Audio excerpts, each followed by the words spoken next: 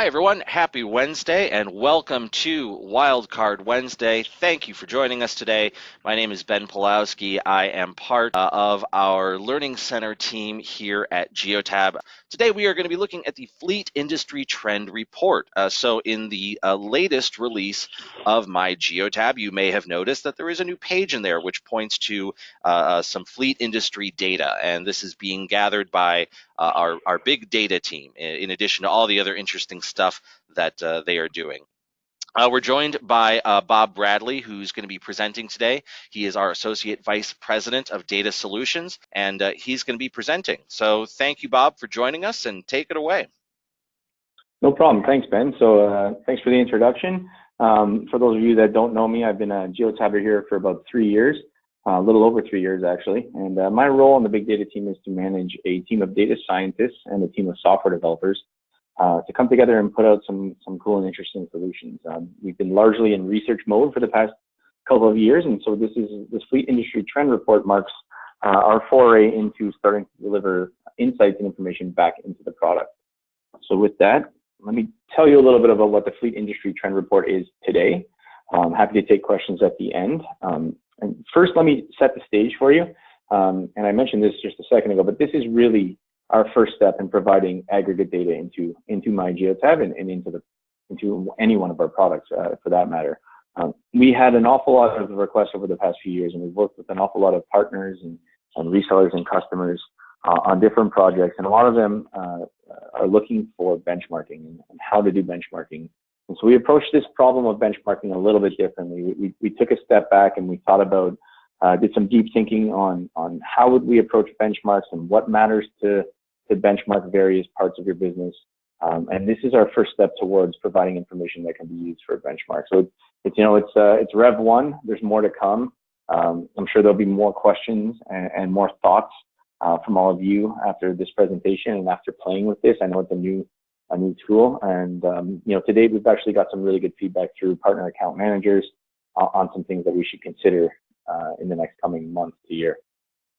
And let me just jump out for a second here and jump into MyGeotab. You'll see that this actually is just a nice new menu item underneath the dashboard and analytics section, and it's called Fleet Industry Trends. And there's a whole bunch of charts in here, and I'll talk one by one about each of these charts and what they mean and how we've come up with those statistics. So back to the presentation here. In general, at a high level, this is a monthly snapshot. So when we started this, we had 1 million devices. We're closer to 1.5 now. And we're gathering insights across all of these vehicles.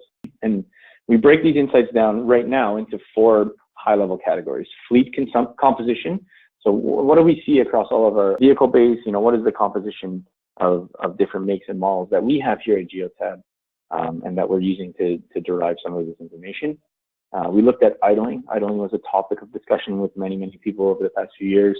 And I'll show a little bit of what we did on the idling side. Rather than just spit out idling statistics, we really wanted to understand, and we want to continue to understand, really what is it that affects idling the most, and what are the factors, both driving factors and external factors, that contribute to higher or lower idling rates. We have information on fuel economy, another popular topic of discussion.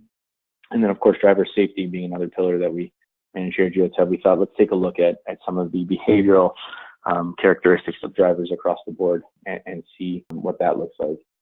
So the important thing to remember, although there's a handful of graphs and charts that are showing pieces of information, and I'll dig a little deep into idling, and so you can see this, is that there was some significant R&D done here to find features that matter, to find the things that we thought were important to highlight.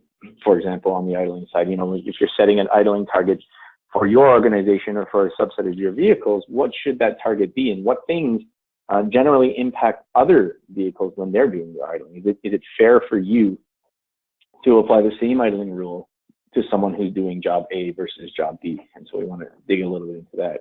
And on that note, we are also introducing here, as part of the Fleet Industry Trend Report, something that we call vehicle vocation. Vehicle vocation is a machine learning project that we've been doing here on the big data team for over a year. I'll talk a little bit about that in the next slide. It's also something that we'll be introducing later this year into the product in the form of a report, so you can take a look at your own vehicles and see what vocation we've bucketed them into. So with that, let me talk for a second about vehicle vocations, because it's important for some of the charts in here to understand what this means and the concept here. And so this really started with a simple problem statement, and it was, we're benchmarking, we want to produce benchmarks for vehicles and for fleets. And a lot of people benchmark by industry, and then there may be some value in doing that in certain circumstances. But we had this thought that, if you're, for example, a door-to-door delivery company, you can see in the picture here, and you're delivering a package from one house to the next, maybe we don't really care what's in that package. Maybe if you're in the food and beverage industry, you're delivering food and beverage. If you're in parts industry, repair parts industry for appliances, you're delivering those. But perhaps you're driving the same vehicle in the same cities with the same type of routed delivery. So why can't we compare those two types of driving patterns, similar vehicles with a similar purpose against each other? Why can't we make that pool a little bit bigger and learn cross-industry, what a good benchmark is? And so that's what we're trying to do here. So currently we look at 3 months of driving behavior for a vehicle, and we try to classify them into one of 15. Today we have 15 buckets in terms of their driving behavior. So you can see some snapshots here. This information, I'll quickly jump out again. This is all available on data.geotab.com if you want to learn some more. So you can click on Learn, and you can see vehicle vocations. And here we talk a little bit about the different vocations that we see and what the vehicles might be classified as. So an easy example here on the left side would be hub and spoke quick stops and hub and spoke long stops. What this really means is, like, I always like to describe hub and spoke quick stops as your pizza delivery, because everyone's familiar with pizza delivery. You call, you order your pizza, they don't know a priori where they're going, but they need to get that pizza to you quickly, and they drop it at your door, they collect the money, and they leave. So they don't stop for very long. They go back to the hub to pick up a new pizza, and they're off. Hub and spoke long stop would be sort of like an emergency on-site repair. So they may not know ahead of time where they're going, but you've had a breakdown at either an industrial building or your house, your furnace breaks, and they're on call, emergency, they're collecting parts, they're stopping, but they're going to spend some time at the location that they're at. They need to do some work on location. And so there's a difference there between those two driving behaviors. And so, it's not fair to benchmark them together in some situations. And we can find other industries that might be doing things like equipment rentals, some other type of on-demand service, et cetera. And so with that in mind, we feel that this is a critical component to benchmarking. So if we can find industries, so if your business looks like a pizza delivery business, in that you respond to emergency type calls or on-demand calls, and you're out and you're dropping something off quickly and you're returning quickly, then maybe we can learn something between the pizza delivery guys and yourselves. And so that's the thought process here. So the first section in the Fleet Industry Trends Report is fleet composition. And this is pretty simple, actually. So we thought, it would be interesting to showcase across all of our vehicles, what is the age of the vehicles in Geotab connected fleets worldwide. So you can see on the left, we have a nice distribution, and it's probably what you'd expect. Most of the vehicles are within the last 5-6 years, but there is a long tail there to the right that showcases that there are a substantial amount of older vehicles still on the road today. And so, today this is generally interesting, but also gives you a little bit of a benchmark to see, where do you stack up? What does your distribution look like? Is your fleet aging older than what we see in our database? There's a 4.5-year kind of average age right now for replacement of vehicles across all of our fleets. So how often do you replace your vehicles? Are you above the average or below the average? And really just trying to, again, with all of these charts, get people thinking, get people looking at the data and thinking about how can we further this information to make it more useful in the long term? How can we blend in your fleet with this type of information to showcase some metrics? The other thing that we've put out there is our top 10 most popular fleet vehicles. This is, again, a worldwide statistic ranked by number of vehicles. And we've already had some requests here. Obviously, many of these vehicles aren't available in certain regions, and so it's not applicable there. So we do have kind of in our product backlog, if you will, a couple of requests to maybe take a look at this regionally and provide a couple different views depending on what part of the world you're in. And I think that's a pretty good idea, so that folks can get an understanding of what are the most popular makes and models, perhaps in North America, Latin America, Europe, etc. Now we're starting to get into a little bit more of the R&D component, and the next section that we have in the fleet trends report is the idling trends. And so I'll just pause before I get to the actual charts that we show, just to talk about a little bit of the R&D that went into this. So we had a team of 3 or 4 data scientists contributing to this project, really trying to understand what are the contributing factors to idling. So taking idling scores across all of our 1 million vehicles, performing statistical tests and using machine learning to figure out what are the principal components that contribute to idling, what are the things that are correlated with high or low idling rates, what is it that really, really matters when we're talking about idling. And out of this work, and there's a white paper that should follow here in the near future, there were 4 main factors that we came away with that really seemed to have a heavy impact on idling. And they were vehicle vocation. So again, we talked about vehicle vocation. So that's what you do with your vehicle. So probably no surprise there, but what you do with your vehicle has a pretty big impact on idling. The time of day has a significant impact across all of our vehicles. The type of vehicle, which is of course correlated to what you're doing, has an impact, and the temperature has a large impact as well. And so we produce charts to showcase what the impact is across these different vehicles. So, you know, vocation has the biggest impact on idling in what we've seen so far. And so if we can take a look here, on the very left side is that hub and spoke quick stop. So this is your pizza delivery guy. The pizza delivery person comes to your door, they get out of their car, they deliver your pizza, they get back in their car and they leave. I'm assuming a lot of them should shut off their car, but even if they don't, that window of time is very, very small. And you can see that. I mean, the line in the middle here is the median, and it's very, very low, and there's not a lot of deviation away from the norm. Now, if we take kind of the long stop hub and spoke, we can see that there's a pretty substantial deviation here from the quick stop. And so these are those repair companies. These are the folks that are showing up and doing actual work. And there's probably a population in there that need their vehicle on to do work, or need to have their vehicle on to stay warm, depending on where they are. So there's a huge deviation there.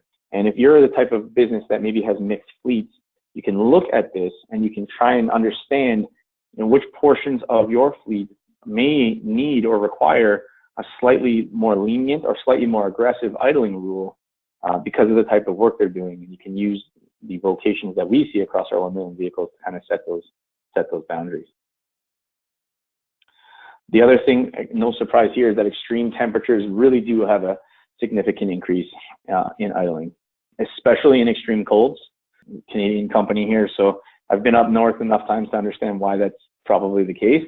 But if your fleet is spread across a large geographical area, then temperature swings, large variances in temperature in the winter months, again, may require slightly different rules. You may not be able to expect those folks that are on the left side of the graph here in -20 Celsius to abide by the same rules as someone who's above freezing in that 10 range, because there's clearly huge swings in idling percentage. We're talking 35% idling percentage down to 20%. That's a really, really large swing.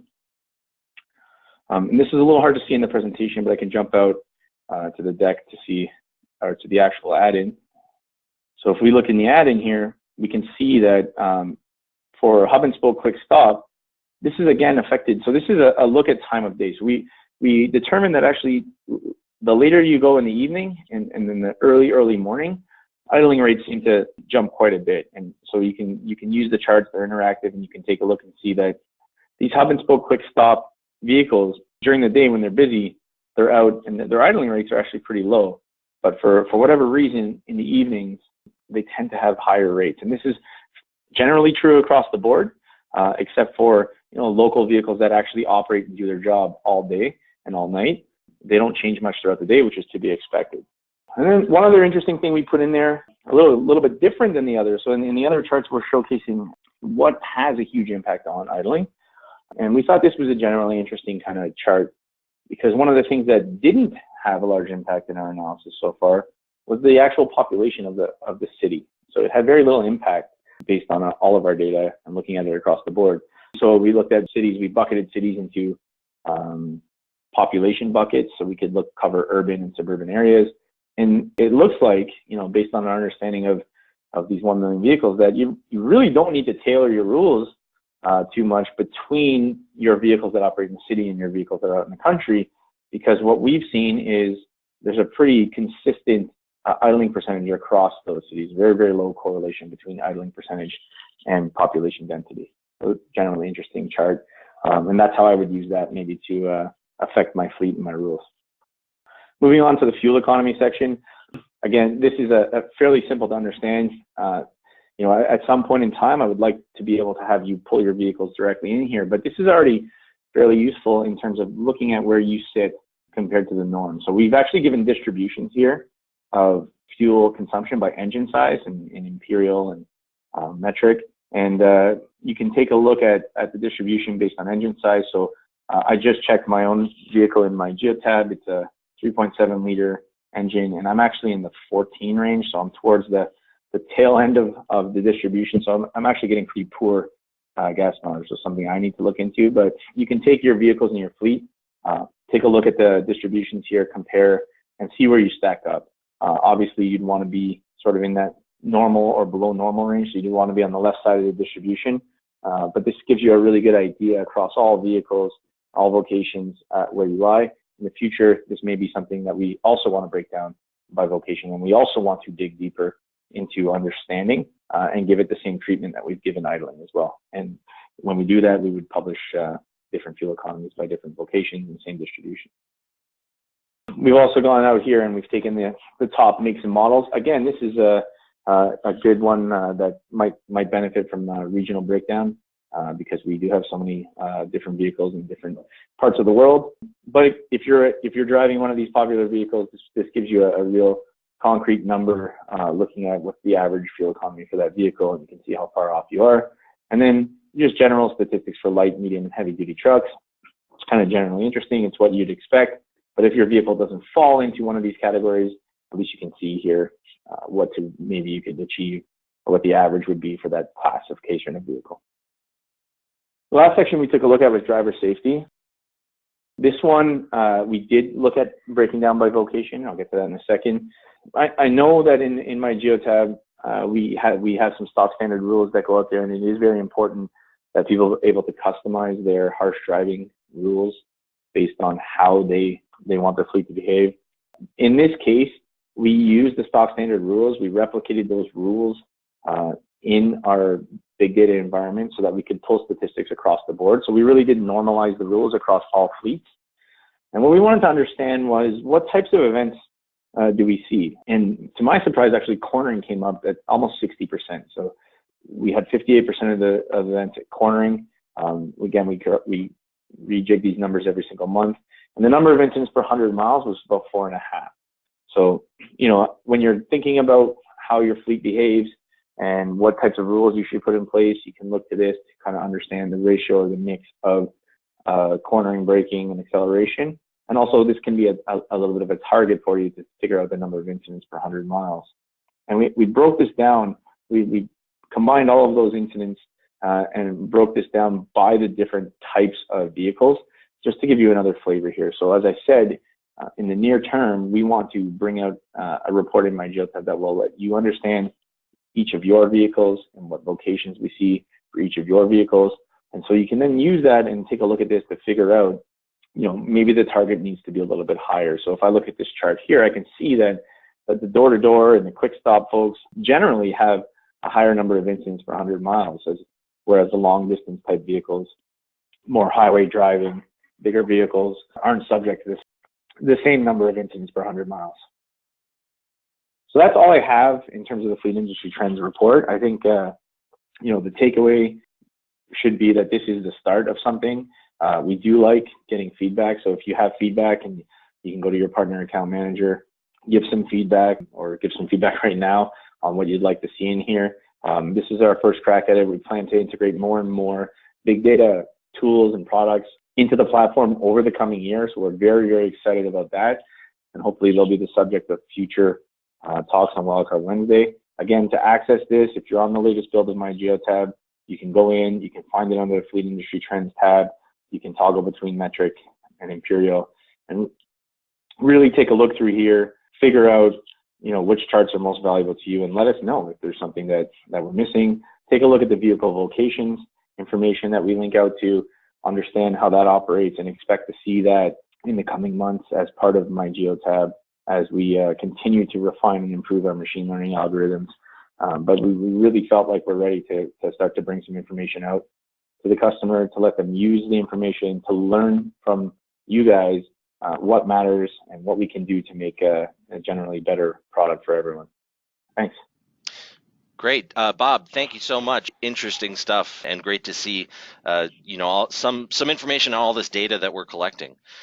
We did have a few questions come through. The first question we have here: it seems that city size and heavy traffic go hand in hand. Wouldn't there be more idling in large cities where vehicles are stuck in traffic jams? That's a good question. So I think the white paper will talk more to this, but the idling rule that we applied was very, very similar to the one that's in MyGeotab, which usually takes place at the beginning and end of a trip. So this is preventable idling at this point in time, and not just simply a sum of at rest versus driving. So if that makes a difference, Sure. And perhaps this is something that we need to clarify in the actual product guide. So that's an excellent point. But it's more a case of preventable idling than it is stuck in traffic. And I think you're right. That's probably something that we should clarify and investigate as well. Sure. So it's the difference between at the sum of when the rule is broken versus looking at That's all correct. idling time regardless of the rule. That's correct. And yeah, that's an excellent way of putting it. Is there a plan for our fleet data to show in the same dashboard? Or are these same reports available to add to our dashboards? It would be great to see how our fleet measures up. Yeah, so that is my long-term plan here, is to have an easier way to compare individual vehicles or fleets right in this dashboard. That would have been nice to launch as a Rev 1, but as we get there, we felt that this information was actually, kind of generally interesting and valuable as is. But certainly the long-term goal is to make this more interactive and to pull information from your MyGeotab instance to compare against your fleet. So I think we're well aligned on that thought. On fuel economy, when we're looking at make and model, is there any sort of normalization for different payload weights? Not today. So we don't have a lot of information from certain makes and models on payload weight. We're looking at a couple of different avenues. One, and being more challenging, would be to estimate and calculate payload weights using other information from the vehicle. The other, some vehicles may report payload weight, and we'll work with the firmware team to look at that. And then, of course, if there was maybe some sort of spin on HOS data or some information we could collect from the end customer, that may be a way of doing it too. But I think we'd like to see what we can do before having to reach out to folks about payload weight. So good question. Today it is not normalized by payload weight, but we have a couple of research projects in the pipeline to see how close we can get at estimating some sort of payload weight based on RPMs and fuel usage and things like that. So for fleet composition, is this based on Geotab's collected data? Also, how do we know what the client's composition looks like on a similar graph? This would help with comparisons. Yeah, so I think the composition from a client for comparison, again, that probably is similar, Ben, to the previous question, and I think that's kind of the next big step with this will be to give the client an easier, direct way to compare themselves. And to answer the first part of the question, yeah, this is based off of our kind of global connected vehicle base across all countries and regions. There's no regional filtering on this right now. I think the next simpler step for us to get out the door while we continue to work on how to integrate end customers' vehicles directly into this is to look at doing a regional version of anything that kind of lists fleet vehicles, because those do change drastically depending on which region you're in. Sure. So it seems like, the overarching theme here is that this is just going to keep growing. This is just going to keep expanding, and we're going to keep doing more and more with it. Yeah, I think, we understand that we're at 30,000 feet here looking down on this, and we need to provide ways for people to drill in and get a little bit closer to their own data and a little bit more granular view on this. But also, one of the nice things about one of the reasons we are this far out and looking at this data, there's a lot of work. Like, I wanted to highlight the idling work that went into that and figuring out what matters, because I think that's a critical component. If you're going to be setting thresholds on things like idling or safety, then we need to help provide customers with the tools they need need to look at this from a big data perspective and say, well, here's a reasonable target for you to hit when it comes to idling based on how you drive and what we believe you need to be doing with your vehicle and things like that. So we do want to bring other information into this dashboard. We also want to bring interactivity. But I will say that there's a couple of other really interesting projects in our pipeline here on the big data team that we're working on right now that will give you information about your own vehicles. So not necessarily right in this stage, but we're working on complementary solutions as well. Great. Well, Bob, I want to thank you once again for joining us today and for presenting to all of us. My pleasure. And to everyone in attendance, once again, thank you for attending. Thank you for taking some time out of your day. I hope that you found this educational and beneficial. We appreciate it, and hope everyone has a great day.